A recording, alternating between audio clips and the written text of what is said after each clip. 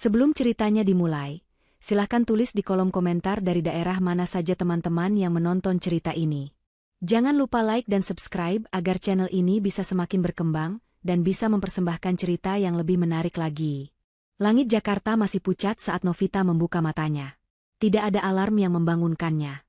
Tidurnya sudah lama tidak pernah lelap. Selalu terpotong oleh mimpi-mimpi buram atau sekadar rasa hampa yang menyergap kesadarannya bahkan di alam bawah sadar. Selama setahun penuh, setiap pagi terasa sama. Kosong. Ia berbaring sejenak, menatap langit-langit kamar yang putih bersih, membiarkan keheningan apartemen membungkusnya seperti selimut yang dingin.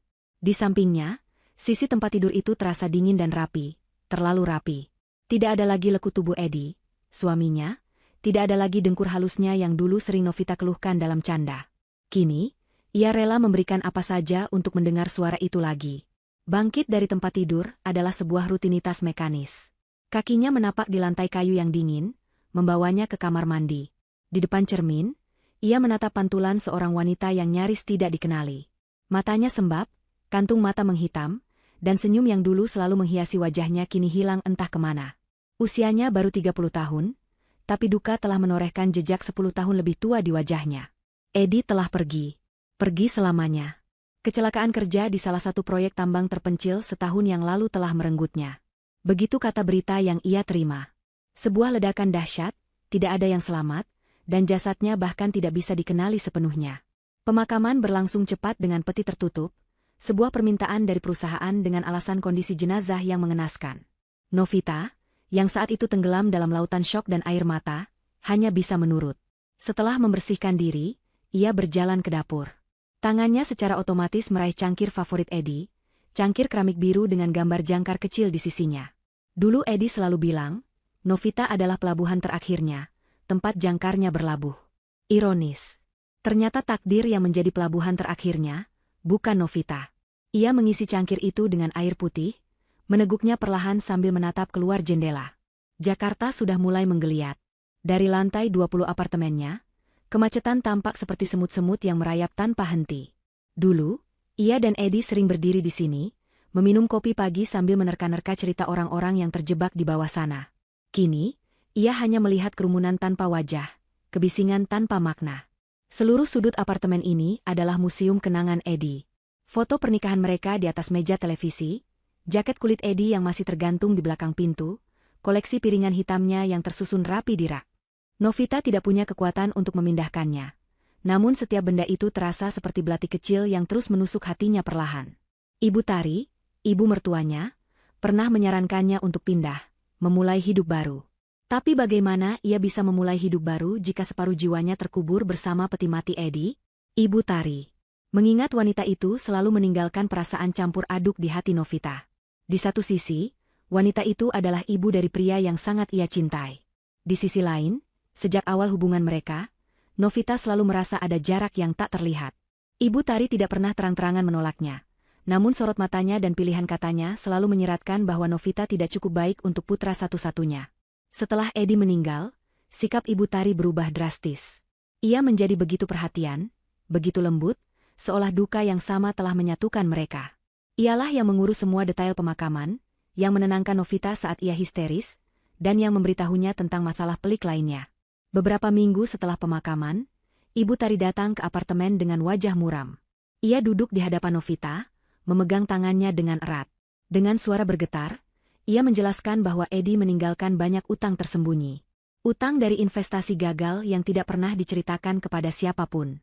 Jumlahnya sangat besar, cukup untuk membuat nama baik keluarga mereka hancur. Novita terkejut, tentu saja. Edi yang ia kenal adalah pria yang sangat bertanggung jawab dan teliti dalam urusan keuangan. Tapi saat itu, logikanya tumpul oleh duka. Ia tidak bisa berpikir jernih. Lalu Ibu Tari menyebut tentang polis asuransi jiwa Edi. Sebuah polis bernilai miliaran rupiah yang namanya tertulis atas nama Novita. Ini mungkin jalan keluar satu-satunya. Nak, kata Ibu Tari waktu itu, matanya berkaca-kaca. Gunakan uang ini untuk melunasi semua utangnya, membersihkan namanya. Anggap ini sebagai bakti terakhirmu sebagai seorang istri. Tanpa berpikir panjang, Novita setuju. Ia menandatangani semua dokumen yang disodorkan Ibu Tari, memberinya kuasa penuh untuk mencairkan dana dan mengurus semua pembayaran utang. Baginya saat itu, Uang tidak ada artinya. Yang ia inginkan hanyalah kedamaian untuk arwah suaminya.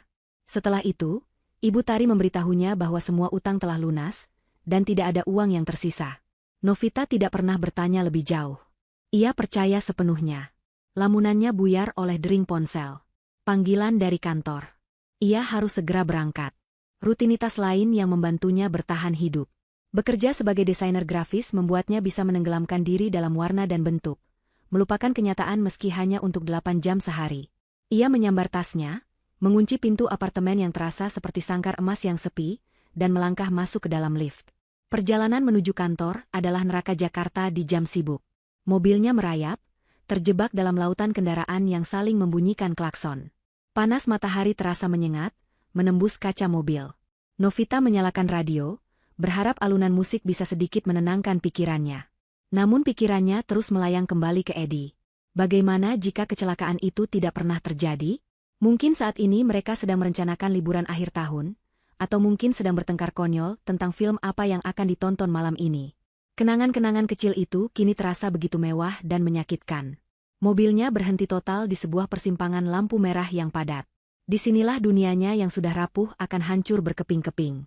Di tengah riuh rendah suara mesin dan klakson, telinganya menangkap suara petikan gitar yang sumbang. Novita menoleh ke arah sumber suara. Seorang pengamen berjalan di antara celah mobil, menyanyikan lagu lawas dengan suara parau. Pria itu kurus, dekil, rambutnya gondrong tak terurus menutupi sebagian wajahnya. Pakaiannya lusuh dan warnanya sudah pudar. Pemandangan yang biasa ia lihat setiap hari.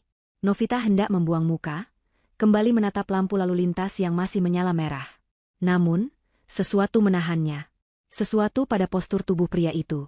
Cara bahunya yang sedikit membungkuk saat memegang gitar, cara kepalanya yang sedikit miring saat bernyanyi. Sangat familiar. Jantung Novita mulai berdebar sedikit lebih cepat. Ia menggelengkan kepala, mencoba mengusir pikiran gila yang mulai merayap di benaknya. Tentu saja bukan. Edi sudah meninggal. Ini pasti hanya pikirannya yang lelah, matanya yang menipu, atau dukanya yang menciptakan ilusi. Ia sudah sering merasa melihat Edi di keramaian, punggung seseorang di mal, atau siluet orang di seberang jalan. Semua selalu berakhir dengan kekecewaan. Pengamen itu terus berjalan, semakin mendekat ke arah mobilnya.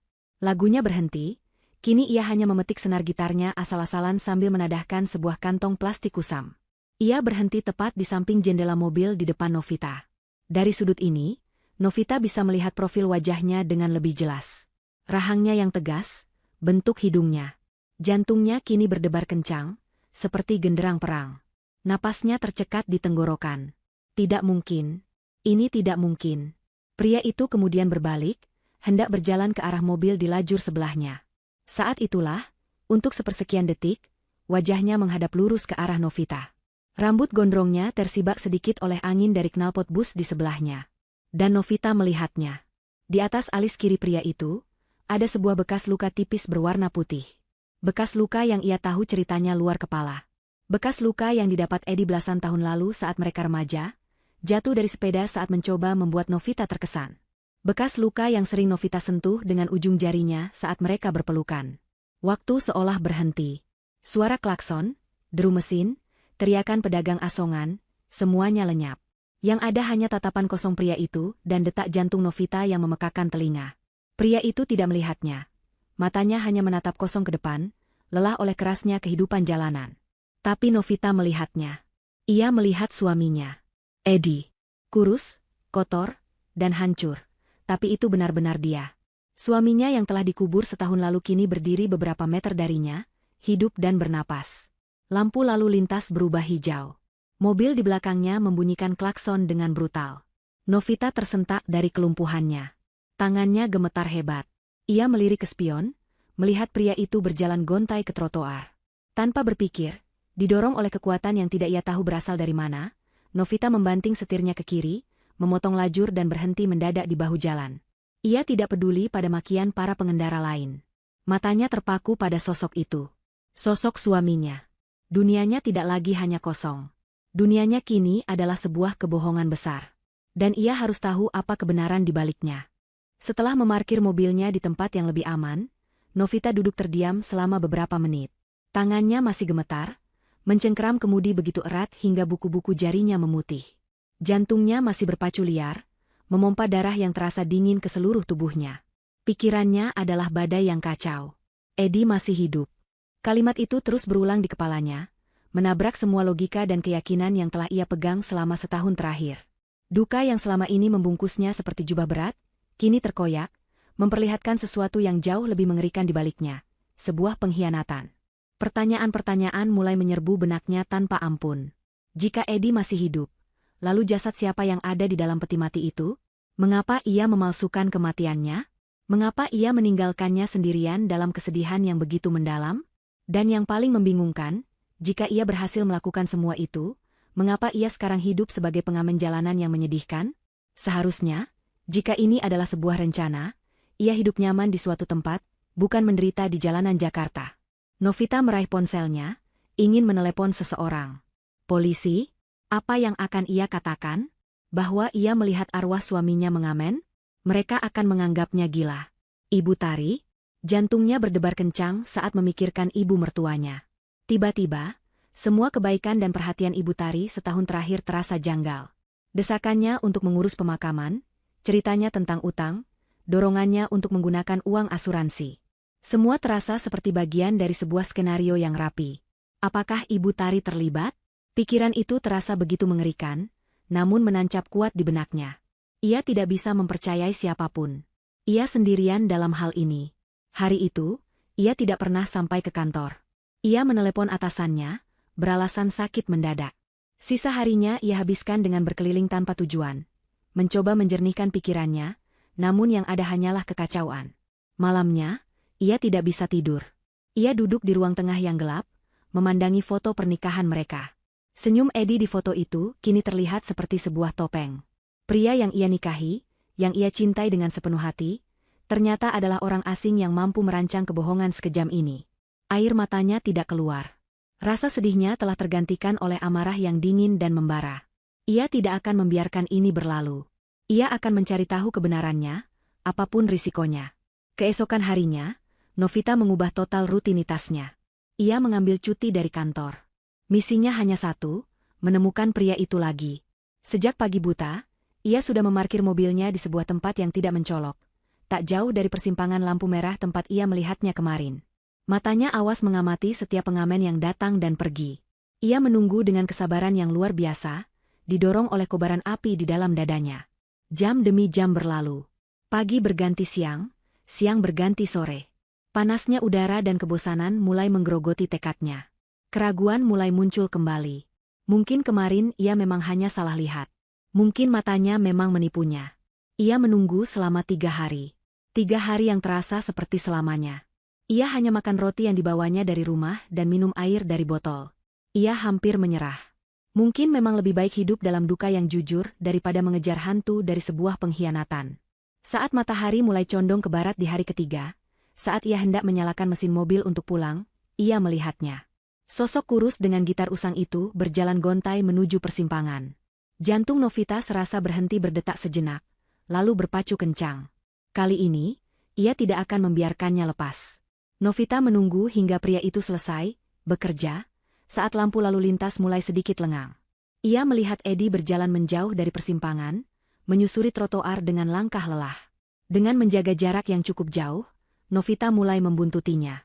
Ia mengendarai mobilnya dengan sangat pelan, bersembunyi di balik mobil-mobil lain, memastikan ia tidak terlihat. Jantungnya berdebar kencang, campuran antara takut, cemas, dan sebuah semangat aneh untuk mengungkap misteri ini. Edi berjalan kaki cukup jauh, membawanya keluar dari jalan utama yang ramai, masuk ke area permukiman yang lebih padat dan kumuh. Ganggang sempit memaksa Novita untuk memarkir mobilnya dan melanjutkan pengejaran dengan berjalan kaki. Ia mengenakan topi dan kacamata hitam, mencoba menyamarkan dirinya sebanyak mungkin. Udara di gang itu terasa pengap, bau comberan dan sampah bercampur menjadi satu. Sangat kontras dengan dunianya yang bersih dan steril di apartemen. Bagaimana bisa Edi, suaminya yang dulu sangat pemilih dan higienis, bisa bertahan hidup di tempat seperti ini? Pengejaran itu terasa seperti adegan dalam film thriller. Novita bersembunyi di balik gerobak pedagang, di belakang tiang listrik, setiap kali Edi menoleh ke belakang. Tapi pria itu sepertinya tidak menyadari apa-apa. Pikirannya tampak kosong, langkahnya berat seolah menanggung beban seluruh dunia. Akhirnya, Setelah berjalan hampir 20 menit menyusuri labirin gang yang membingungkan, Eddie berhenti di depan sebuah rumah kontrakan kecil. Rumah itu tampak sangat menyedihkan. Dindingnya berlumut, catnya mengelupas di sana-sini, dan beberapa gentingnya tampak pecah. Novita menemukan tempat persembunyian yang sempurna di balik sebuah warung kelontong yang sudah tutup di seberang jalan. Dari sana, ia bisa melihat pintu rumah itu dengan jelas. Ia melihat Eddie mengetuk pintu dengan pelan. Seluruh tubuh Novita menegang. Siapa yang akan membuka pintu? Apakah ia tinggal sendirian? Atau pintu itu terbuka? Sesosok wanita muda muncul dari dalam. Wanita itu mengenakan daster sederhana, rambutnya diikat seadanya. Novita menyipitkan matanya, mencoba mengenali wajah itu. Saat wanita itu melangkah sedikit keluar ke cahaya sore yang remang-remang, napas Novita tercekat. Ia kenal wanita itu. Wajah itu sering ia lihat di album foto lama milik Ibu Tari. Wajah yang selalu dipuji-puji oleh ibu mertuanya. Windy. Cinta pertama Eddie saat SMA, wanita yang menurut Ibu Tari jauh lebih sepadan untuk putranya dibandingkan Novita. Lutut Novita terasa lemas. Pengkhianatan ini ternyata jauh lebih dalam dan lebih menyakitkan dari yang ia bayangkan. Eddie tidak hanya memalsukan kematiannya, ia melakukannya untuk bisa kembali bersama wanita lain. Wanita yang selalu menjadi bayang-bayang dalam pernikahan mereka. Namun, kejutan paling menyakitkan belum berakhir. Saat Windy berbalik untuk mempersilakan Eddie masuk, Novita melihatnya dengan sangat jelas. Perut Windy buncit. Sangat buncit. Tidak salah lagi, wanita itu sedang hamil tua. Mungkin sudah memasuki bulan ke-8 atau ke-9. Sebuah keluarga baru. Mereka sedang membangun sebuah keluarga baru di atas kuburan pernikahan Novita, di atas duka dan air matanya. Pemandangan itu adalah sebuah pukulan telak yang meremukan sisa-sisa hatinya. Rasa marah, sakit, cemburu, dan jijik berbaur menjadi satu, menciptakan badai emosi yang dahsyat di dalam dirinya. Ia bersandar di dinding warung, mencoba mengatur napasnya yang sesak. Jadi ini semua alasannya. Sebuah rencana busuk yang dirancang oleh suaminya, kekasih lamanya, dan kemungkinan besar, ibu mertuanya sendiri. Mereka telah membuangnya seperti sampah, mengambil semuanya darinya, lalu melanjutkan hidup seolah-olah ia tidak pernah ada. Malam itu, saat ia kembali ke mobilnya, tidak ada lagi air mata di wajah Novita. Yang ada hanyalah tatapan dingin dan tekad yang sekeras baja. Mereka telah salah besar jika mengira Novita adalah wanita lemah yang akan pasrah pada takdir. Mereka telah meremehkannya. Ia tidak akan hanya mengungkap kebenaran. Ia akan mengambil kembali apa yang menjadi haknya.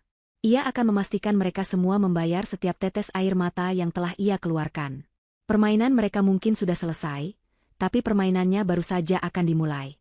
Malam itu, apartemen yang biasanya terasa kosong kini terasa sesak oleh amarah. Novita tidak bisa duduk diam. Ia mondar-mandir di ruang tengah, dari jendela ke sofa, dari sofa ke dapur, seperti seekor harimau yang terperangkap di dalam kandang. Bayangan perut buncit Windy dan wajah lelah Eddie di depan rumah kontrakan kumuh itu, terus berputar di benaknya seperti film rusak.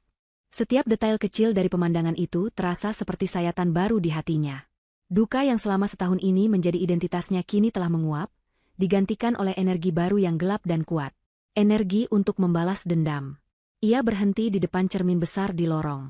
Untuk pertama kalinya dalam setahun, ia benar-benar menatap matanya sendiri. Tidak ada lagi kekosongan di sana.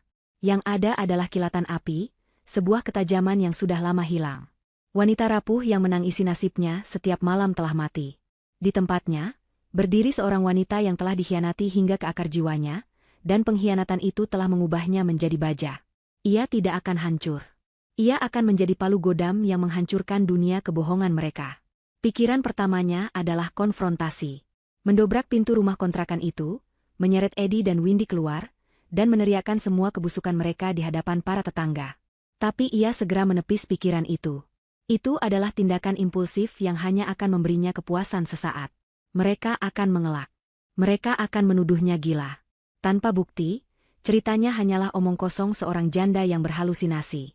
Ibu Tari, dengan citra ibu bijaksana dan berduka, akan dengan mudah memutarbalikkan fakta dan membuatnya terlihat seperti orang yang tidak waras. Tidak. Ia tidak bisa gegabah. Ia harus bermain cerdas. Ia harus mengumpulkan amunisi sebelum menyatakan perang. Ia butuh bukti. Bukti yang tak terbantahkan. Bukti yang bisa meruntuhkan seluruh bangunan kebohongan mereka hingga ke fondasinya. Dan untuk mendapatkan bukti itu, ia harus kembali ke sarang mereka. Ia harus masuk ke dalam dunia mereka, menguping, mengamati, dan menjadi hantu yang benar-benar menghantui mereka. Rencana itu mulai terbentuk di kepalanya. Ia tidak bisa kembali ke sana di siang hari. Terlalu berisiko. Malam hari adalah waktu yang tepat. Saat kegelapan bisa menjadi jubahnya, dan keheningan bisa membantunya mendengar lebih jelas. Malam itu juga, didorong oleh adrenalin, ia memutuskan untuk kembali. Ia mengganti pakaiannya dengan setelan berwarna gelap, kaos hitam lengan panjang dan celana jin hitam. Ia mengikat rambutnya, mengenakan sepatu kets tanpa suara, dan menyambar kunci mobilnya. Wajahnya keras dan penuh tekad. Perjalanan kembali ke pemukiman kumuh itu terasa sangat berbeda. Jika sore tadi ia dipenuhi oleh rasa syok dan sakit hati, kini ia dipenuhi oleh tujuan. Ia memarkir mobilnya beberapa blok dari lokasi, di tempat yang cukup ramai agar tidak menarik perhatian. Ia berjalan menyusuri ganggang yang sama, namun kini dengan langkah yang lebih pasti dan waspada. Udara malam terasa lebih dingin dan lembab. Suara jangkrik dan lolongan anjing liar menjadi musik latar misinya. Ia tiba di seberang rumah kontrakan itu. Lampu di dalamnya masih menyala, cahayanya yang kekuningan menembus dari jendela depan yang gordennya tidak tertutup rapat. Ia bersembunyi di tempat yang sama, di balik warung yang gelap, dan mulai mengamati. Jantungnya berdebar, bukan karena takut, melainkan karena antisipasi. Ia menunggu, menajamkan pendengarannya. Setelah hampir 1 jam menunggu dalam keheningan yang menegangkan, ia mulai mendengar suara. Awalnya hanya gumaman yang tidak jelas, namun perlahan suara itu menjadi lebih keras, lebih tajam. Itu adalah suara Windy, meninggi dalam nada frustrasi. Novita memberanikan diri. Dengan sangat hati-hati, ia menyeberang jalan yang sepi, merayap di sepanjang dinding rumah-rumah tetangga, hingga ia berada tepat di bawah jendela kontrakan itu. Ia menempelkan telinganya ke dinding kayu yang lapuk, berdoa agar tidak ada yang melihatnya. Dari dalam, percakapan itu terdengar jauh lebih jelas. Itu adalah sebuah pertengkaran. Aku sudah tidak tahan lagi hidup seperti ini, Ed. Suara Windy terdengar nyaring dan penuh amarah. Lihat tempat ini, bau, pengap, dan banyak tikus. Ini bukan kehidupan yang kamu janjikan. Ini bukan kehidupan yang ibumu janjikan. Novita menahan napas. Ibunya. Jadi benar, Ibu Tari adalah dalangnya. Suara Edi terdengar sebagai jawaban, parau dan lelah. Sabar, Win. Ibu bilang kita harus bersembunyi dulu untuk sementara. Sampai semuanya aman. Sampai orang-orang berhenti membicarakanku. Aman? Sudah setahun, Ed. Setahun kita hidup seperti gembel di sini. Windy membentak. Sementara ibumu enak-enakan di rumahnya yang besar. Uang itu ada padanya. Uang asuransi istrimu. Miliaran rupiah. Seharusnya kita sudah membeli rumah, mobil, dan semua yang kita inginkan. Aku sebentar lagi melahirkan, dan kamu mau anak kita lahir di tempat menjijikan ini. Setiap kata yang diucapkan Windy adalah paku yang menancap di hati Novita. Uang asuransinya. Uang yang ia serahkan dengan ikhlas untuk membersihkan nama baik suaminya, kini menjadi bahan pertengkaran antara suaminya dan selingkuhannya. Rasa mual naik ke tenggorokannya, tapi ia menekannya dengan paksa. Ia harus mendengar semuanya. Ibu bilang uangnya sedang diinvestasikan agar bertambah banyak. Edi mencoba menenangkan, tapi suaranya terdengar tidak yakin. Dia hanya memberi kita cukup untuk hidup sebulan sekali. Dia bilang ini demi keamanan kita. Windy tertawa sinis, tawa yang terdengar kejam. Keamanan? Atau karena dia tidak percaya padamu? Dia takut kamu akan kabur dengan semua uang itu dan meninggalkannya, sama seperti kamu meninggalkan istrimu yang bodoh itu. Dia memegang kendali penuh, Ed. Kita ini hanya bonekanya. Istri yang bodoh. Hinaan itu membakar telinga Novita. Jadi begitu mereka memandangnya. Wanita bodoh yang mudah ditipu. Kemarahannya kini berubah menjadi es yang dingin. Jaga bicaramu, Windy. Dia ibuku.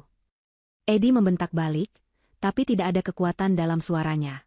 Ibumu yang licik, balas Windy tak kalah keras. Dia yang punya ide ini dari awal. Dia yang merencanakan semuanya. Dan sekarang dia yang menikmati hasilnya. Aku muak hanya mendapatkan sisa-sisa.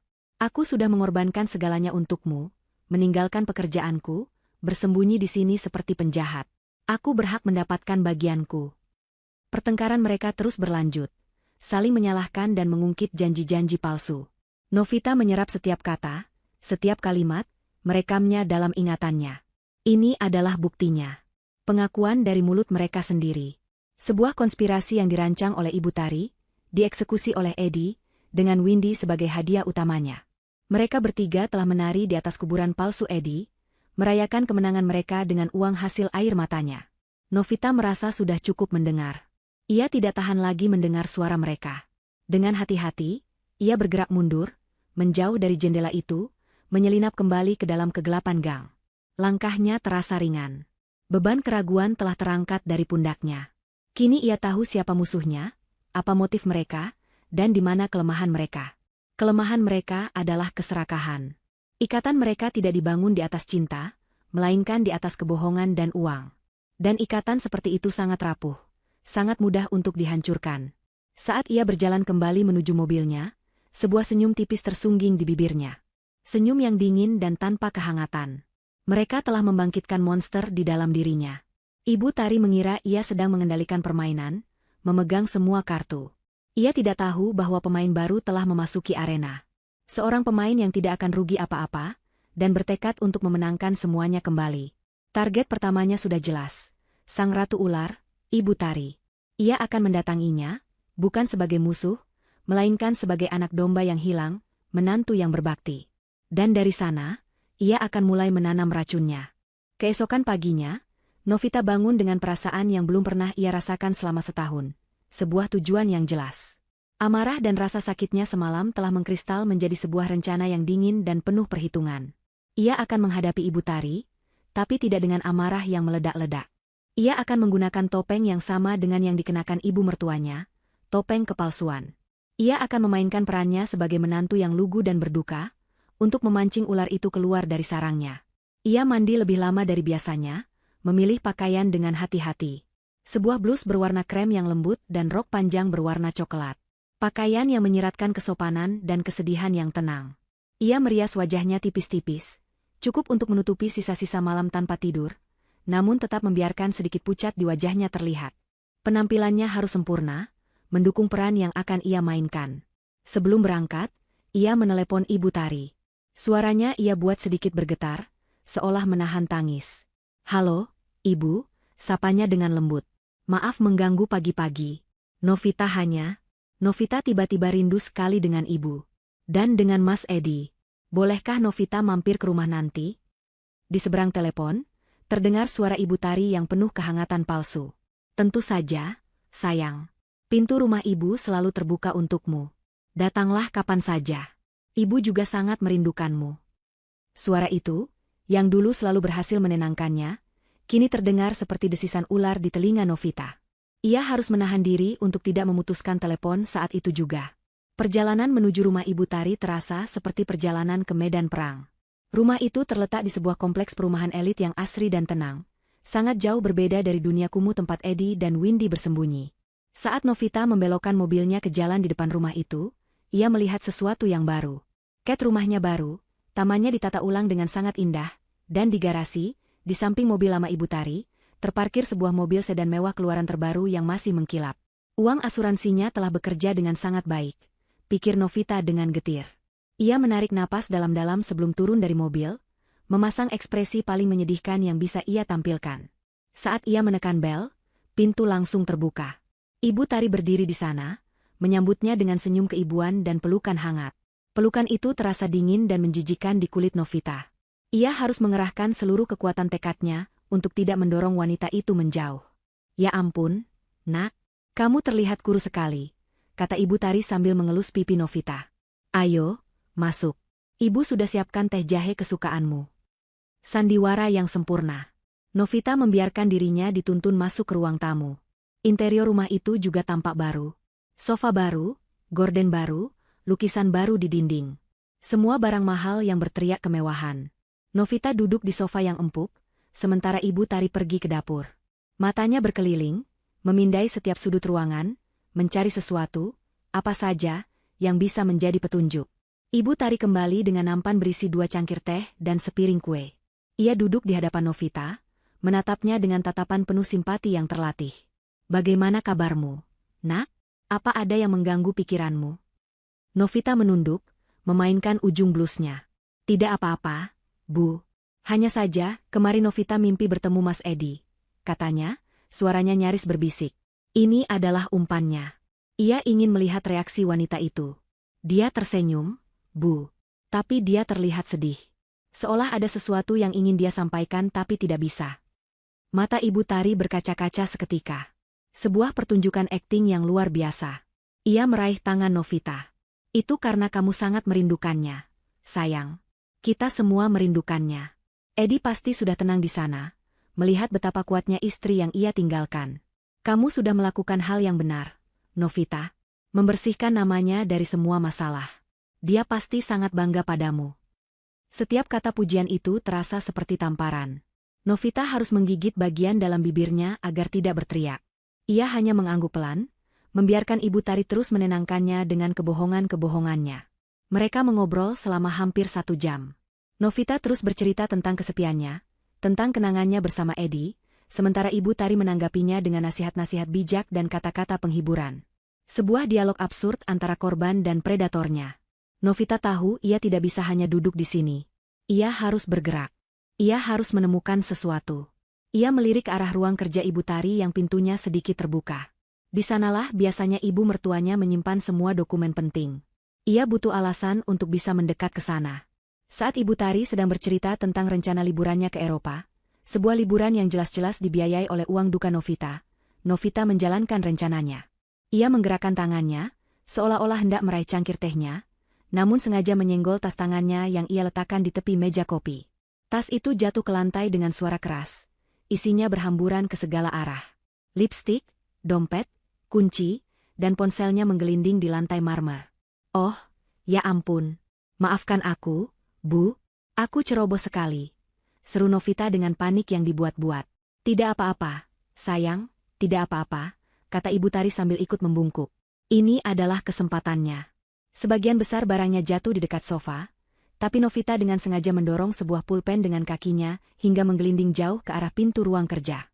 Biar Novita yang ambil, Bu, katanya sambil mulai merangkak, memunguti barang-barangnya satu persatu. Ia bergerak perlahan, mengulur waktu. Saat ia sampai di dekat pintu ruang kerja untuk mengambil pulpennya, matanya bekerja dengan cepat, memindai isi ruangan itu. Meja kerja Ibu Tari tampak rapi. Ada tumpukan kertas, laptop, dan sebuah bingkai foto kecil. Tapi bukan itu yang menarik perhatiannya.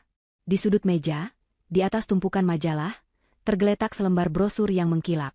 Brosur sebuah apartemen mewah di pusat kota. Jantungnya berdebar. Ia harus melihatnya lebih dekat. Sambil berpura-pura kesulitan meraih pulpen yang berada di kolong sebuah kabinet kecil, ia menopang tubuhnya dengan satu tangan di dekat meja, memberinya pandangan yang lebih jelas ke arah brosur itu. Itu adalah brosur untuk unit Gria Tawang, tipe yang paling mahal. Dan di sudut kanan atas brosur itu, ada sebuah tulisan tangan kecil yang rapi, ditulis dengan tinta biru. Mata Novita terpaku pada tulisan itu. 3 baris kata yang menghancurkan sisa-sisa keraguannya dan mengkonfirmasi semua kecurigaan terburuknya. Tulisan itu berbunyi, "Hadiah untuk Windy. Cucu Oma." Napas Novita tercekat. Cucu Oma. Jadi Ibu Tari tidak hanya tahu tentang Windy, ia tahu tentang kehamilannya. Ia bahkan sudah menyiapkan hadiah penyambutan untuk cucu haramnya, sebuah Gria Tawang mewah yang dibeli dengan uang asuransi kematian putranya sendiri. Pengkhianatan ini begitu dalam, begitu dingin, dan begitu terencana. Ia cepat-cepat meraih pulpennya dan bangkit berdiri, berusaha keras agar wajahnya tidak menunjukkan keterkejutan dan kemarahan yang meluap-luap di dalam dirinya. Ia memasukkan semua barangnya kembali ke dalam tas dengan tangan yang sedikit gemetar. "Sudah semua, Nak?" tanya Ibu Tari, yang sudah kembali duduk di sofa. "Sudah, Bu. Maaf sekali lagi sudah merepotkan," jawab Novita. Suaranya berhasil ia jaga agar tetap stabil. Ia tidak bisa tinggal di rumah itu lebih lama lagi. Udara terasa menyesakan, dipenuhi oleh kebusukan dan kebohongan. Ia pamit pulang, beralasan ada janji lain yang harus ia tepati. Ibu Tari mengantarnya sampai ke pintu, sekali lagi memeluknya dan menyuruhnya untuk sering-sering berkunjung. Saat Novita sudah berada di dalam mobilnya dan melaju menjauh dari rumah itu, ia tidak bisa menahannya lagi. Sebuah tawa kering dan getir keluar dari mulutnya. Tawa yang lebih mirip isak tangis. Cucu Oma. Wanita itu telah merampok masa depannya, merampok kebahagiaannya, dan kini sedang membangun masa depan baru untuk keluarga palsunya. Ia kini memiliki bukti fisik, sebuah kaitan langsung antara Ibu Tari dan Windy. Brosur itu adalah kunci. Ia tidak tahu bagaimana caranya, tapi ia harus mendapatkan brosur itu. Permainan catur ini telah naik ke level berikutnya. Dan Novita sudah siap untuk melakukan skakmat. Brosur apartemen itu menjadi titik balik bagi Novita. Ia tidak lagi hanya bergerak berdasarkan insting dan kecurigaan. Kini ia punya bukti nyata. Sepotong kertas yang menghubungkan Ibu Tari, Windy, dan kebohongan mereka. Namun, ia tahu selembar brosur dengan tulisan tangan tidak akan cukup untuk menjebloskan mereka ke penjara. Ia membutuhkan sesuatu yang lebih kuat, sesuatu yang tidak bisa disangkal. Ia butuh bukti hukum, dokumen, dan saksi. Dan untuk itu, ia tidak bisa lagi bekerja sendirian. Ia butuh seorang sekutu, seseorang yang juga memiliki alasan untuk membenci Eddie dan Ibu Tari. Pikirannya langsung tertuju pada satu nama, Bhaskara. Bhaskara adalah mitra bisnis Eddie. Mereka membangun perusahaan konsultan konstruksi itu dari nol bersama-sama. Namun, sekitar 6 bulan sebelum kematian Eddie, hubungan mereka retak. Eddie memberitahu Novita bahwa Bhaskara telah berkhianat, menggelapkan dana perusahaan di belakangnya. Saat itu, Novita percaya begitu saja pada suaminya. Eddie, dibantu oleh Ibu Tari yang ikut menanam modal di perusahaan, berhasil mendepak Bhaskara dari perusahaan yang ia bangun dengan keringatnya sendiri. Bhaskara pergi dengan reputasi yang hancur. Mengingat kembali kejadian itu sekarang, dengan semua yang telah ia ketahui, Novita yakin cerita itu adalah kebohongan lain yang telah dirancang dengan rapi.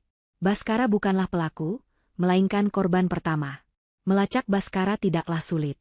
Setelah didepak dari perusahaan, ia memulai usaha kecil-kecilan, sebuah bengkel custom motor di pinggiran kota. Novita menemukan alamatnya melalui media sosial. Keesokan harinya, ia pergi ke sana.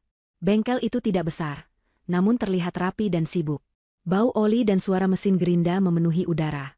Seorang pria berperawakan tegap dengan kaos yang ternoda oli muncul dari balik sebuah motor yang sedang dibongkar. Itu Bhaskara. Wajahnya tampak lebih keras dan lelah dibandingkan terakhir kali Novita melihatnya. Saat melihat Novita, ekspresi Bhaskara langsung berubah menjadi dingin dan penuh kewaspadaan. "Mau apa kamu di sini?" tanyanya ketus. "Kalau kamu disuruh suamimu atau ibunya untuk menuntutku lagi, bilang pada mereka aku sudah tidak punya apa-apa." Novita menelan ludah, menguatkan hatinya. "Saya datang sendiri, Mas Bas," katanya pelan. "Dan saya datang bukan sebagai musuh. Saya butuh bantuanmu." Bhaskara tertawa sinis. "Bantuan? Setelah kalian menghancurkan hidup saya? Kamu salah tempat, Novita." Ia hendak berbalik, kembali ke pekerjaannya. "Eddie masih hidup," ucap Novita cepat, suaranya tegas. Langkah Bhaskara terhenti. Ia berbalik perlahan, menatap Novita dengan tatapan tidak percaya bercampur keraguan. "Apa maksudmu?" "Saya melihatnya dengan mata kepala saya sendiri," lanjut Novita, kini melangkah lebih dekat. "Dia memalsukan kematiannya. Saya yakin ini ada hubungannya dengan cara mereka menyingkirkanmu dari perusahaan. Mereka butuh kendali penuh atas perusahaan untuk melancarkan rencana mereka. Saya yakin kamu tidak bersalah. Kamu dijebak, sama seperti saya yang ditipu." Bhaskara menatap Novita lama, mencari kebohongan di matanya. Tapi yang ia lihat hanyalah kejujuran yang putus asa. Ia menghela napas panjang, lalu mengusap wajahnya yang kotor dengan punggung tangannya. "Aku selalu tahu ada yang tidak beres," gumamnya. "Cara mereka memfitnahku terlalu rapi, terlalu terencana." Ia memberi isyarat pada Novita untuk mengikutinya ke sebuah kantor kecil di bagian belakang bengkel. Di dalam kantor yang pengap itu, dikelilingi oleh tumpukan nota dan suku cadang, Novita menceritakan semuanya. Ia menceritakan bagaimana ia melihat Eddie mengamen, bagaimana ia mengikutinya dan menemukan Windy yang sedang hamil, bagaimana ia menguping pertengkaran mereka tentang uang asuransi, dan terakhir, tentang brosur apartemen mewah yang ia temukan di rumah Ibu Tari. Semakin banyak Novita bercerita, wajah Bhaskara semakin mengeras karena marah. "Jadi begitu," desisnya. "Mereka menendangku keluar, lalu memalsukan kematian Eddie untuk mencairkan asuransi dan mengambil alih seluruh aset perusahaan." Cerdas sekali. Wanita tua itu benar-benar iblis berwujud manusia. "Karena itu saya butuh bantuanmu, Mas Bas," kata Novita. "Kamu lebih tahu seluk-beluk perusahaan daripada saya. Kamu tahu di mana mereka mungkin menyembunyikan jejak kejahatan mereka. Dokumen, transaksi, apa saja."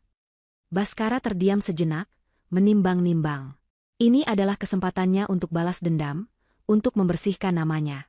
"Aku tidak punya akses lagi ke sistem perusahaan," katanya. "Tapi sebelum aku benar-benar diusir, aku sempat menyalin beberapa data dan mengamankan beberapa dokumen yang menurutku aneh. Aku tidak bisa membuktikannya waktu itu, tapi aku yakin itu adalah kunci penipuan mereka." Ia bangkit dan membuka sebuah lemari arsip yang sudah berkarat. Dari dalamnya, ia mengeluarkan sebuah kotak kardus yang sudah berdebu. Ia meletakkannya di atas meja di hadapan Novita. Aku menyimpan ini semua sebagai pengingat agar tidak pernah percaya pada siapapun lagi, katanya dengan getir. Novita membuka kotak itu. Di dalamnya ada tumpukan laporan keuangan, salinan faktur, dan catatan-catatan bank. Apa yang harus saya cari? Tanya Novita. Cari transaksi janggal, jelas Baskara sambil mengeluarkan selembar kertas dari tumpukan itu. Beberapa bulan sebelum aku dipecat, Edi dan ibunya mulai melakukan banyak pembayaran ke vendor-vendor yang belum pernah kudengar. Jumlahnya besar. Saat aku tanya, Edi selalu bilang itu untuk proyek baru yang bersifat rahasia. Salah satu nama yang paling sering muncul adalah sebuah perusahaan bernama PT Cahaya Abadi. Aku mencoba melacaknya, tapi alamat perusahaan itu fiktif. Aku yakin itu adalah perusahaan cangkang yang mereka gunakan untuk menyedot uang perusahaan. Sebuah nama. Sebuah petunjuk konkret. Novita merasa secercah harapan. Ada lagi, lanjut Baskara. Soal kecelakaan itu sendiri. Proyek di Kalimantan itu terkenal buruk dalam hal keselamatan kerja. Sangat aneh jika laporan investigasi resminya begitu bersih dan menyimpulkan itu murni kecelakaan tanpa ada kelalaian. Pasti ada pejabat atau petugas yang disuap untuk menutup-nutupi semuanya. Kemudian, Baskara menyebutkan satu hal lagi yang membuat darah Novita berdesir. Satu hal yang mungkin bisa kamu selidiki. Dokter yang menandatangani sertifikat kematian Edi. Namanya Dr. Hendrawan. Setahuku, dia teman main Ibu Tari sejak kecil. Orangnya terkenal, fleksibel, kalau sudah urusan uang. Novita merasa seperti baru saja diberi peta harta karun. Peta yang akan membawanya bukan pada emas, melainkan pada kebenaran. Ia memiliki nama perusahaan cangkang, potensi suap dalam laporan kecelakaan, dan nama seorang dokter korup yang kemungkinan besar adalah kunci dari pemalsuan kematian Edi. Terima kasih, Mas Bas, kata Novita tulus, matanya berkaca-kaca. Terima kasih sudah mau percaya padaku. Baskara mengangguk. Musuh dari musuhku adalah temanku, katanya. Hancurkan mereka, Novita. Demi aku, dan demi dirimu sendiri. Jika kamu butuh bantuan lagi, jangan ragu datang ke sini. Novita membawa kotak kardus itu pulang ke apartemennya. Malam itu, ia tidak tidur. Ia menyulap meja makannya menjadi markas investigasi. Ditemani secangkir kopi hitam pekat, ia mulai memeriksa setiap lembar dokumen, mencari nama PT Cahaya Abadi, mencari setiap kejanggalan yang bisa ia temukan. Ia tidak lagi merasa sendirian. Ia kini punya sekutu. Dan di dalam kotak berdebu itu, ia yakin, terkubur semua kebohongan yang akan ia gali satu persatu hingga ke akarnya. Sementara Novita mulai menyusun kepingan-kepingan teka-teki, di rumah kontrakan yang pengap di ujung gang sempit, persekutuan Edi dan Windy mulai retak dari dalam.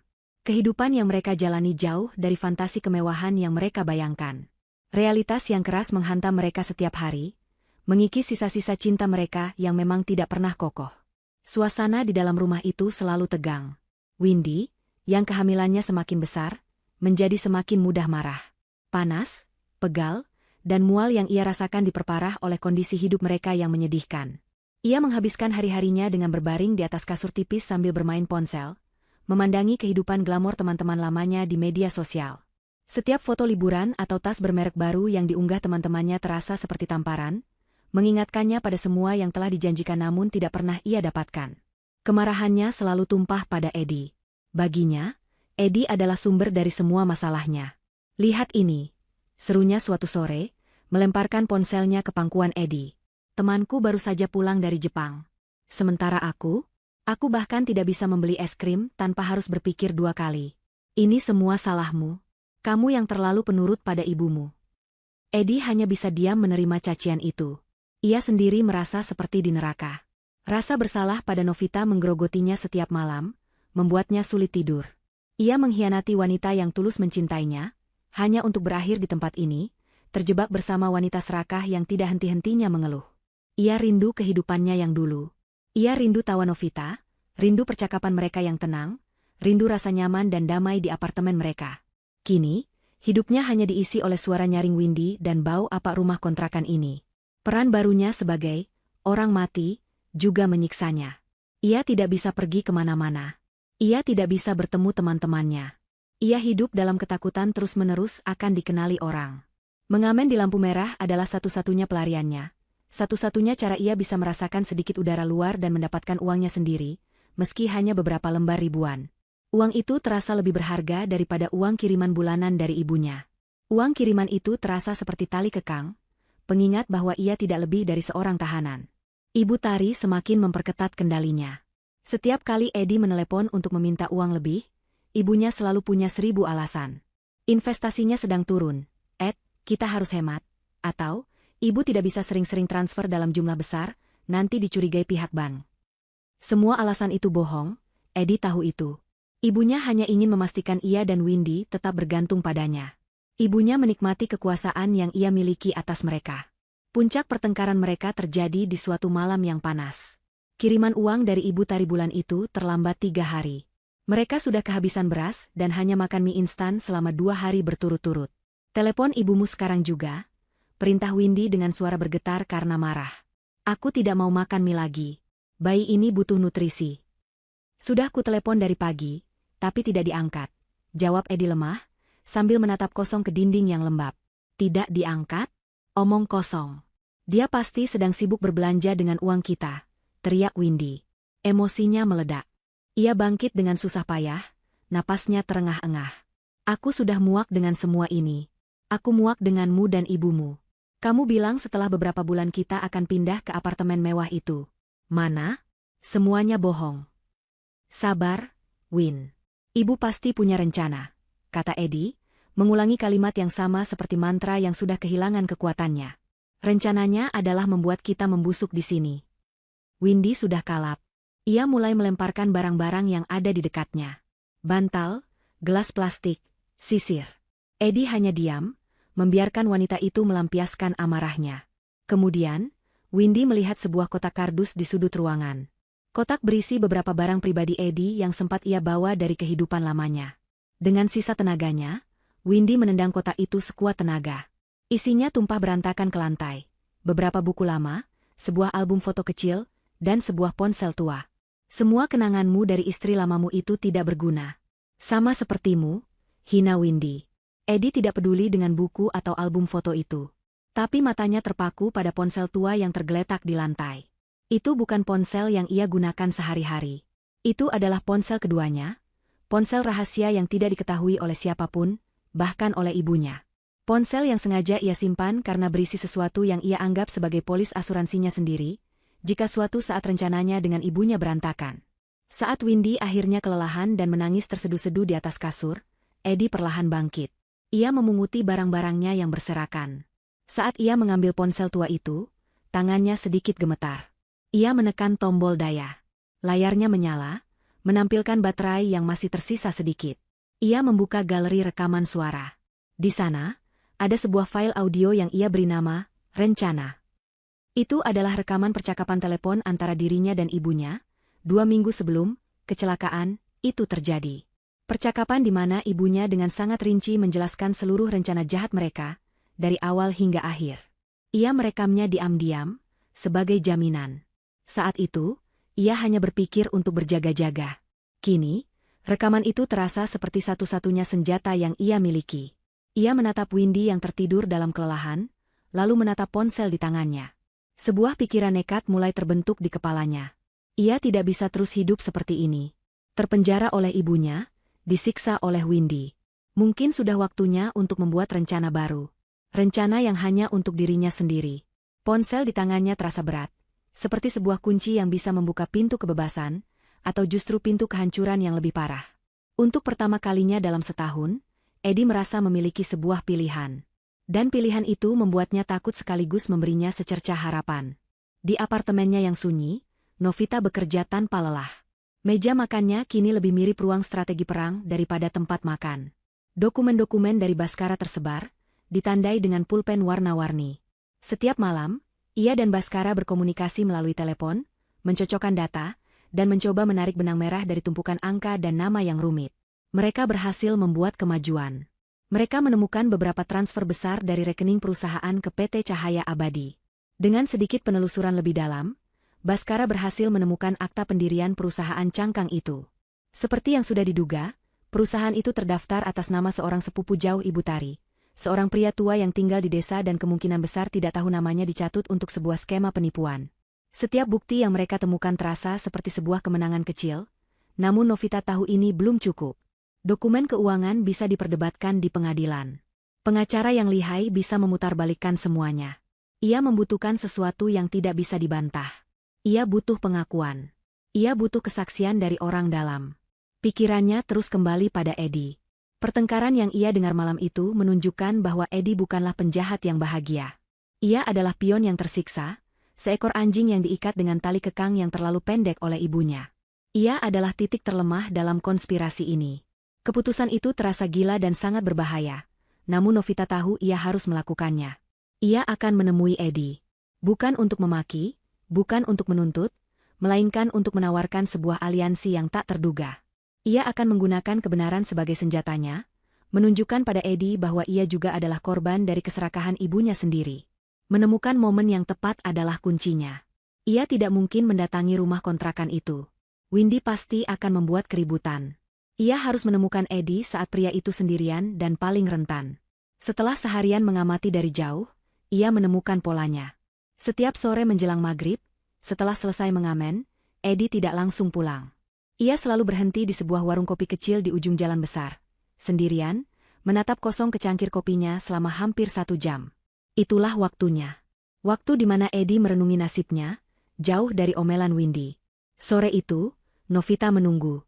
Ia duduk di dalam mobilnya yang terparkir di seberang warung. Saat ia melihat Eddie berjalan gontai menuju sebuah gang sepi yang merupakan jalan pintas menuju area kontrakannya, jantungnya berdebar kencang. Inilah saatnya. Ia keluar dari mobil, menarik napas dalam-dalam, dan mengikutinya masuk ke dalam gang. Eddie, panggilnya. Suaranya tenang namun tajam, membelah keheningan gang yang remang-remang. Pria itu membeku. Punggungnya menegang. Perlahan, sangat perlahan, ia berbalik. Saat matanya bertemu dengan mata Novita, wajahnya berubah pucat pasi. Ekspresinya adalah campuran antara ketakutan melihat hantu dan kepanikan seorang buronan yang tertangkap. Matanya liar, mencari jalan untuk kabur. Novita, bisiknya, suaranya serak seolah sudah lama tidak digunakan untuk menyebut nama itu. Bagaimana?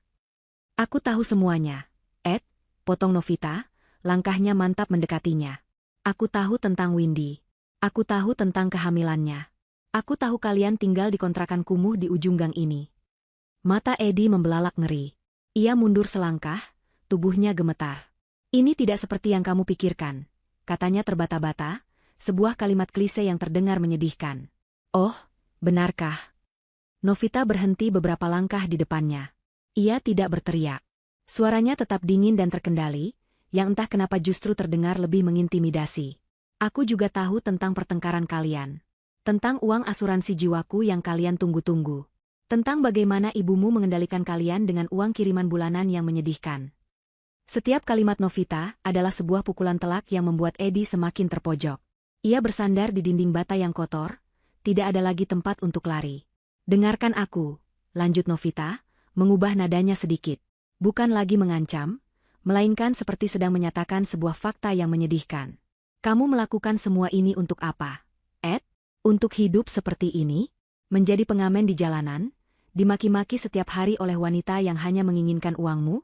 Apakah ini kehidupan mewah yang ibumu janjikan? Eddie hanya bisa menunduk. Tidak sanggup menatap mata Novita.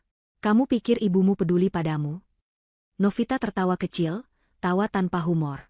Kamu salah besar. Kamu hanyalah alat baginya. Pion yang bisa ia korbankan. Dia tidak akan pernah memberikanmu kendali atas uang itu. Dia menikmatinya sendirian. Kemudian, Novita mengeluarkan senjata pamungkasnya. Kebenaran yang ia temukan di rumah Ibu Tari. Saat aku ke rumah ibumu, aku melihat sesuatu yang menarik. Katanya, sebuah brosur gria tawang mewah. Hadiah yang sudah ia siapkan. Tapi bukan untukmu, Ed. Di sana tertulis dengan jelas, hadiah untuk Windy dan cucu Oma. Dia sudah menyiapkan kehidupan baru untuk mereka berdua. Setelah anak itu lahir, menurutmu kamu masih akan berguna baginya? Kamu akan dibuang begitu saja, Ed. Tanpa uang, tanpa identitas, tanpa masa depan. Kata-kata itu menghantam Eddie lebih keras dari tamparan manapun. Wajahnya yang pucat kini dipenuhi keputusasaan total.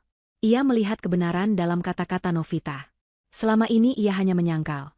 Tapi jauh di dalam hatinya ia tahu bahwa ibunya hanya memanfaatkannya. Hadiah untuk Windy dan cucunya. Bukan untuknya. Ia memang hanya alat. Air mata akhirnya mengalir di pipi pria itu, bercampur dengan debu dan keringat jalanan. Ia terisak tanpa suara, sebuah isakan pria yang hancur dan kalah. Ia menatap Novita, wanita yang telah ia hancurkan hidupnya, dan untuk pertama kalinya ia tidak melihat kebencian di mata itu, melainkan sebuah kekuatan yang dingin. Mungkin wanita ini adalah satu-satunya jalan keluarnya. Dengan tangan yang gemetar hebat, Eddie merogoh saku celananya yang kumal. Bukan dompet atau ponselnya yang biasa.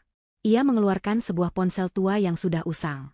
Ia menyalakannya, membuka sebuah folder, dan menunjukkannya pada Novita. Di layar retak itu, ada sebuah file audio. Aku punya sesuatu yang bisa menghancurkannya, bisik Eddie, suaranya bergetar hebat. Sesuatu yang dia tidak tahu aku simpan. Aku merekamnya. Novita menatap layar ponsel itu. Nama filenya hanya satu kata. Rencana. Di gang sempit yang gelap itu, sebuah persekutuan yang paling mustahil akhirnya terbentuk. Persekutuan antara sang korban dan sang pengkhianat, disatukan oleh musuh yang sama. Pertemuan rahasia itu diatur di bengkel Baskara yang sudah tutup. Suasananya sangat tegang. Baskara berdiri di sudut ruangan, tangannya bersedekap, menatap Eddie dengan kebencian yang tidak berusaha ia sembunyikan. Baginya, Eddie adalah wajah dari kehancuran hidupnya.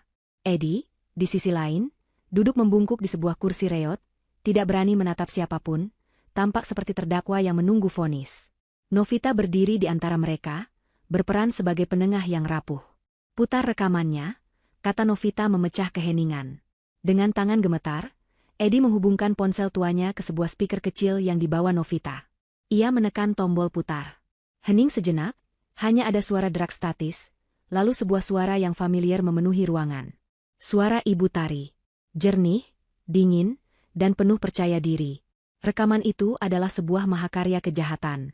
Selama hampir 15 menit, suara Ibu Tari mengalir tanpa jeda, menjelaskan rencananya kepada Eddie seolah sedang memaparkan sebuah proposal bisnis. Ruangan itu menjadi senyap, hanya diisi oleh suara dari neraka itu. Pertama, kita singkirkan Baskara, kata suara Ibu Tari di rekaman. Kita buat beberapa transaksi fiktif ke rekening pribadinya, lalu kita laporkan dia. Reputasinya akan hancur, dia tidak akan bisa melawan. Baskara mengepalkan tangannya, rahangnya mengeras. Lalu, soal kecelakaan itu, lanjut suara itu. Proyek di Kalimantan itu sempurna. Keamanannya longgar, kecelakaan kecil sering terjadi. Kita hanya perlu membuatnya terlihat besar. Bapak Hartono dari Dinas Pengawas sudah ada di genggaman Ibu. Sedikit, uang terima kasih, akan membuat laporannya bersih. Untuk jasadnya, jangan khawatir. Ibu punya kenalan di rumah sakit. Ada beberapa jenazah tanpa identitas yang bisa kita pinjam, surat-suratnya. Petinya harus tertutup, itu kuncinya. Novita memejamkan matanya, merasakan kembali kengerian hari pemakaman itu.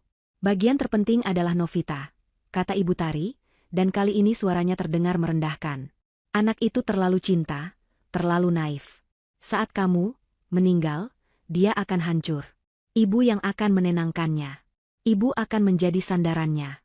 Saat itulah ibu akan menceritakan soal utang-utangmu. Dia akan percaya apapun yang ibu katakan. Dia akan menyerahkan semua uang asuransi itu tanpa bertanya sedikitpun. Setelah itu, kamu bersembunyi dengan Windy. Ibu akan menginvestasikan uangnya. Kalian harus hidup sederhana dulu, jangan menarik perhatian. Nanti kalau semua sudah aman, baru kita nikmati hasilnya. Rekaman itu berakhir dengan tawa kecil Ibu Tari yang mengerikan. Saat suara itu hilang, keheningan yang tersisa terasa berat dan menyesakan. Baskara bersandar ke dinding, wajahnya pucat. Bahkan ia tidak menyangka rencana wanita itu sedetail dan sekeji ini. Novita adalah yang pertama pulih. Rekaman itu menyakitkan, tapi juga memberinya kekuatan. Ini adalah senjata kita, katanya, suaranya mantap. Ini bukti utama. Tapi kita butuh bukti pendukung untuk membuatnya tak terbantahkan. Mereka bertiga, sebuah trio yang aneh, mulai menyusun strategi. Rekaman itu adalah pusatnya, dan mereka akan membangun benteng bukti di sekelilingnya. Langkah pertama adalah Dr. Hendrawan. Baskara, dengan sedikit bantuan dari kenalannya di dunia maya, berhasil menemukan alamat praktik baru dokter itu di sebuah kota kecil di Jawa Tengah. Mereka tidak bisa mendatanginya langsung. Mereka mengirim sebuah paket anonim. Di dalamnya hanya ada sebuah pemutar MP3 murah. Isinya, potongan rekaman suara Ibu Tari yang menyebut nama dan perannya dengan jelas. Di bawah pemutar MP3 itu ada secari kertas bertuliskan, "Kami punya versi lengkapnya. Pilihan ada di tangan Anda, menjadi saksi, atau menjadi tersangka. Kami akan menghubungi Anda dalam 48 jam." Teror psikologis adalah cara yang paling efektif. Langkah kedua adalah PT Cahaya Abadi. Dengan rekaman itu sebagai konteks, dokumen-dokumen keuangan dari Baskara kini menjadi sangat masuk akal. Semua transaksi ke perusahaan cangkang itu adalah bagian dari skema untuk menguras aset sebelum Edi meninggal. Baskara dan Novita bekerja sama menyusun sebuah laporan rinci, lengkap dengan diagram alur dana yang jelas. Langkah ketiga, dan yang paling personal bagi Novita, adalah apartemen mewah itu. Ia menyewa seorang detektif swasta yang direkomendasikan Baskara. Tugasnya sederhana, menyamar sebagai calon pembeli superkaya dan mendatangi kantor pemasaran Gria Tawang itu. Sang detektif berhasil. Dengan sedikit pancingan dan tip, ia mendapatkan informasi dari seorang staf penjualan yang cerewet. Unit Gria Tawang nomor 17A memang sudah laku. Dipesan atas nama Windy Astuti, dengan uang muka yang dibayarkan lunas 2 bulan lalu melalui transfer dari rekening atas nama Tari Handoko. Sang detektif bahkan berhasil mendapatkan salinan brosur yang sama persis dengan yang dilihat Novita. Dalam waktu 1 minggu, semua kepingan puzzle sudah berada di tangan mereka. Mereka punya rekaman pengakuan, laporan aliran dana yang detail, salinan bukti pemesanan apartemen, dan yang paling penting, sebuah telepon dari Dr. Hendrawan yang ketakutan. Setelah negosiasi yang menegangkan, dokter itu setuju untuk menandatangani surat pernyataan di bawah sumpah yang menceritakan semua perbuatannya, dengan imbalan namanya akan disebut sebagai saksi yang bekerja sama saat kasus ini dibawa ke polisi. Semua bukti sudah lengkap. Mereka bisa saja langsung pergi ke polisi dan membiarkan hukum berjalan. Tapi bagi Novita, itu tidak cukup.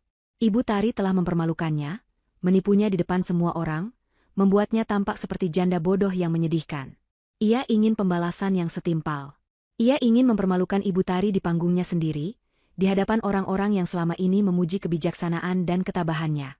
Malam itu, ia menelepon ibu mertuanya. Ia memasang suaranya yang paling lembut, paling rapuh. "Halo, Ibu," sapanya. "Novita, sayang." "Ada apa, Nak?"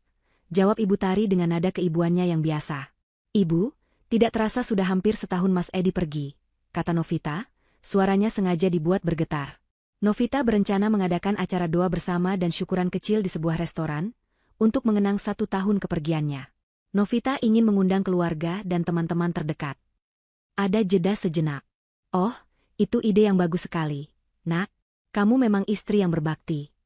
"Karena itu, Novita sangat berharap ibu bisa datang," lanjut Novita. "Dan mungkin, memberikan sepatah dua kata untuk mengenang Mas Edi. Sebagai ibu yang paling mencintainya, semua orang pasti ingin mendengar dari ibu." Di seberang telepon, Novita bisa membayangkan senyum puas di wajah Ibu Tari. Kesempatan untuk kembali menjadi pusat perhatian, untuk kembali memainkan perannya sebagai ibu yang tegar dan berduka. "Tentu saja, sayang. Tentu saja ibu akan datang," jawab Ibu Tari. "Kirimkan saja detailnya. Ibu akan siapkan pidato yang indah untuk putra kita." "Terima kasih banyak, Bu," kata Novita. "Terima kasih." Ia menutup telepon. Udara di sekitarnya terasa dingin. Panggung telah disiapkan. Para aktor sudah berada di posisinya. Tirai untuk babak terakhir akan segera dibuka. Dan Novita, sang sutradara, sudah siap untuk memulai pertunjukan pembalasannya. Restoran yang dipilih Novita adalah tempat yang elegan dan berkelas. Tempat yang sering dikunjungi oleh kalangan sosialita teman-teman Ibu Tari. Ruangan pribadinya didekorasi dengan nuansa putih yang lembut, bunga lili segar di setiap meja, dan sebuah layar proyektor besar di salah satu sisi dinding, yang saat ini menampilkan kolase foto-foto kenangan Edi dan Novita. Suasananya hikmat dan penuh haru, persis seperti yang diharapkan dari sebuah acara peringatan. Para tamu mulai berdatangan. Keluarga besar, teman-teman dekat, dan kolega-kolega bisnis, semua datang dengan wajah penuh simpati. Mereka memeluk Novita, mengucapkan kata-kata penghiburan, dan memuji ketabahannya. Novita menerima semuanya dengan senyum tipis yang rapuh, memainkan perannya sebagai janda yang berduka dengan sempurna. Di dalam hatinya, ia merasakan ketenangan yang dingin. Setiap tatapan kasihan dari para tamu terasa seperti bahan bakar yang mengobarkan api di dalam dirinya. Akhirnya, tamu kehormatan tiba. Ibu Tari masuk ke dalam ruangan dengan anggun, mengenakan gaun sutra berwarna gelap dan perhiasan mutiara. Wajahnya disetel dalam ekspresi duka yang agung. Ia langsung menjadi pusat perhatian. Semua orang mengerubunginya, memberinya kekuatan, memuji ketegarannya sebagai seorang ibu yang kehilangan putra satu-satunya. Ia menyambut semua itu dengan anggun, sesekali menyeka sudut matanya yang seolah-olah basah oleh air mata. Ibu Tari menghampiri Novita dan memeluknya erat. "Kamu sudah melakukan hal yang luar biasa, Nak," bisiknya di telinga Novita. "Ibu sangat bangga padamu."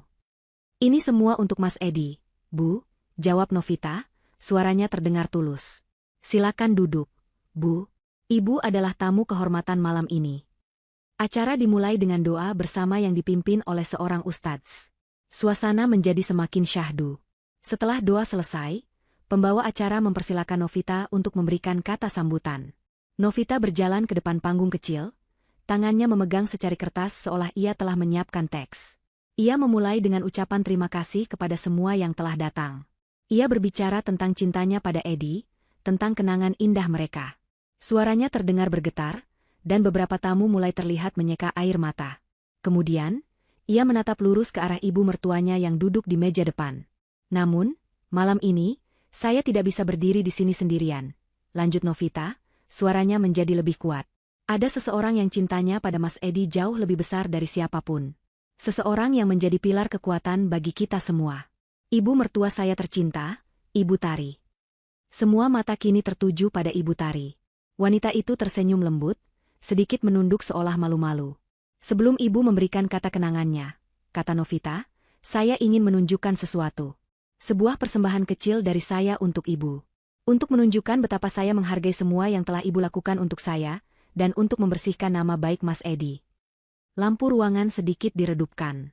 Layar proyektor yang tadinya menampilkan foto-foto kenangan kini berubah menjadi hitam. Para tamu menatap layar dengan penasaran. Ibu Tari menatap Novita dengan senyum bangga. Gambar pertama yang muncul di layar bukanlah foto kenangan, melainkan sebuah foto buram yang diambil dari jarak jauh. Foto Edi, kurus dan dekil, sedang memegang gitar di sebuah persimpangan lampu merah. Suara bisik-bisik mulai terdengar di dalam ruangan. Para tamu tampak bingung. Senyum di wajah Ibu Tari membeku. Jantungnya mulai berdebar kencang.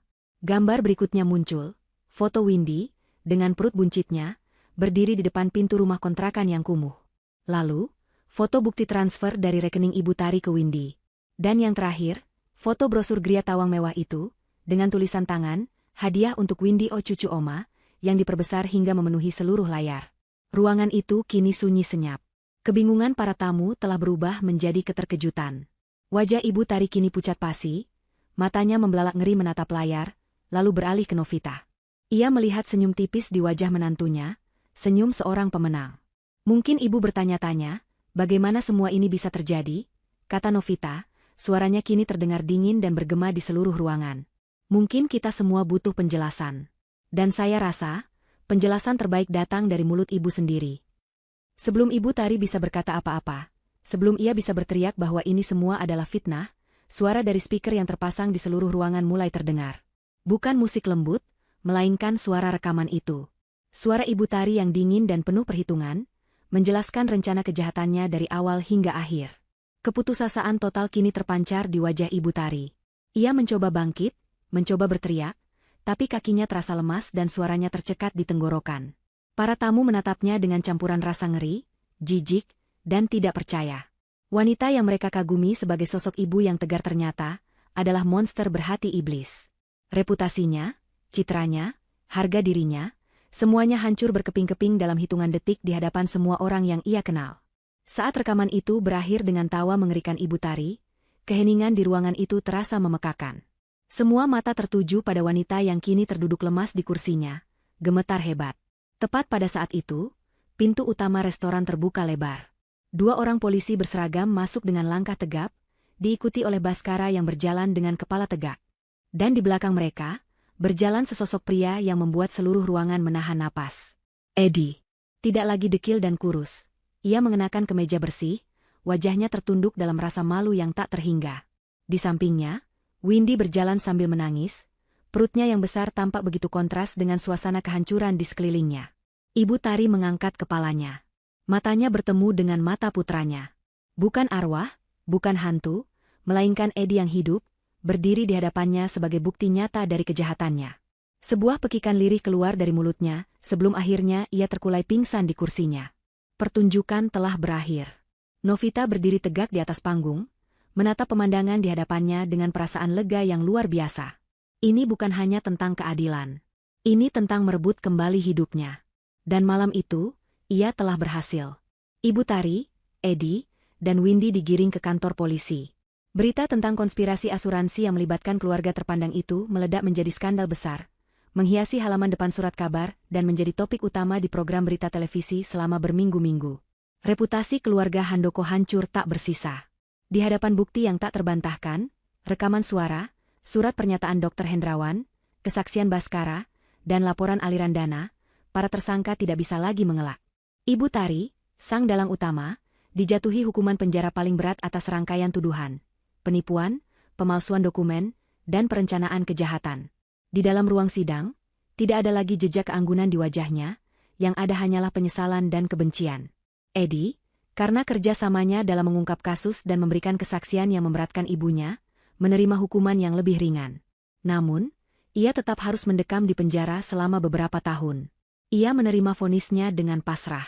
Rasa bersalah telah menjadi bayangannya yang abadi.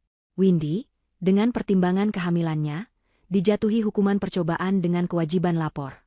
Setelah melahirkan, ia menghilang dari kehidupan publik, membawa serta anaknya untuk memulai hidup baru yang jauh dari bayang-bayang skandal. Apartemen mewah yang menjadi impiannya disita oleh negara. Bagi para pahlawan dalam cerita ini, keadilan membawa fajar yang baru. Baskara, dengan namanya yang telah bersih, berhasil mendapatkan kembali kendali atas perusahaan yang ia bangun. Dengan bantuan pemberitaan media yang positif tentang perannya dalam mengungkap kasus, bisnisnya justru berkembang lebih pesat dari sebelumnya. Ia tidak pernah melupakan bantuan Novita. Dan Novita, ia akhirnya menemukan kedamaian yang telah lama hilang. Uang asuransi yang menjadi sumber malapetaka itu, akhirnya dikembalikan kepadanya secara utuh. Namun, uang itu tidak lagi terasa penting. Yang lebih berharga adalah kebenaran yang telah ia perjuangkan. Ia menjual apartemen yang penuh kenangan pahit itu, dan memulai lembaran baru di tempat yang baru. Ia tidak menggunakan uang itu untuk kemewahan. Terinspirasi oleh pengalamannya sendiri, ia mendirikan sebuah yayasan.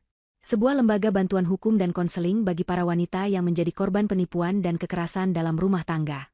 Ia ingin memastikan tidak ada lagi wanita yang harus merasa sendirian dan tak berdaya seperti yang pernah ia rasakan. Rasa sakitnya telah bertransformasi menjadi kekuatan untuk membantu orang lain. Adegan terakhir dari kisahnya bukanlah adegan di ruang sidang atau di kantor polisi, melainkan sebuah adegan yang tenang dan penuh harapan. Beberapa tahun kemudian, Novita berdiri di balkon kantor yayasannya, menatap matahari sore yang keemasan. Di tangannya ada secangkir teh hangat. Wajahnya tidak lagi dibayangi oleh duka atau amarah. Ada guratan senyum yang tulus di bibirnya, senyum seorang pejuang yang telah memenangkan perangnya dan menemukan tujuan hidup yang baru. Ia tidak lagi memikirkan Edi atau Ibu Tari. Mereka hanyalah bab kelam dalam buku hidupnya yang telah ia tutup rapat-rapat. Kini, ia sedang menulis bab-bab baru yang penuh dengan harapan, kekuatan, dan cahaya. Ia telah membuktikan bahwa dari pengkhianatan yang paling gelap sekalipun, seseorang bisa bangkit kembali, lebih kuat dari sebelumnya. Karma telah menemukan jalannya, dan keadilan, meskipun terkadang lambat, pada akhirnya akan selalu datang. Akan selalu datang. Akan selalu datang. Akan selalu datang. Akan selalu datang. Akan selalu